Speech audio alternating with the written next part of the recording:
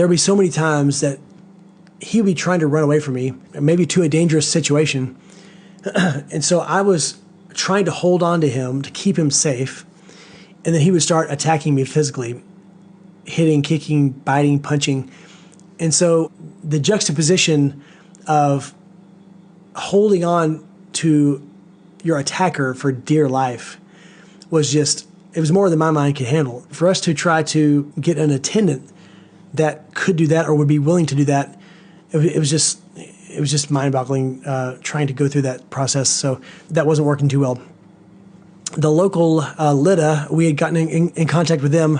My wife, by the way, during all this, she did so much research into all the programs, any help we could get through the state. She was speaking at so many ABA therapy clinics, just places to get some help. And so she was in contact with our LIDA, which LIDA stands for your Local Intellectual and Developmental Authority. They're basically the people who can put you in contact with help, right? They can get you the phone number for a program that helps kids like ours, things like that.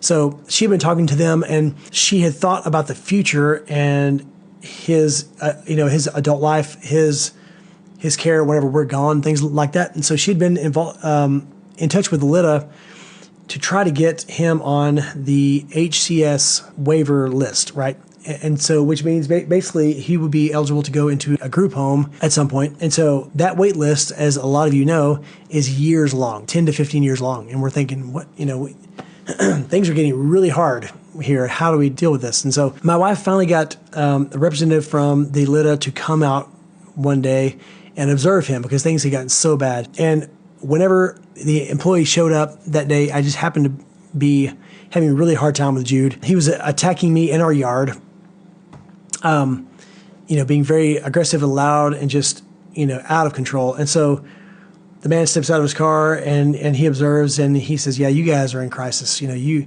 guys are really, really bad off. And we're like, yes, we are. He says, you guys are going to qualify for the crisis diversion slot. We're like, what is that? Well, it basically means you get to jump the line, this HCS line that's 10 to 15 years long. You guys get to jump the line and you get to have help now. And we're thinking, we were never told about this, right? They don't just tell you about all these options, but I guess they want to make sure that you're truly in crisis. So we got the crisis diversion slot and things were in process for help with that, but there's still not day programs, therapy places, or any programs that will accept a person like him with such extreme behaviors.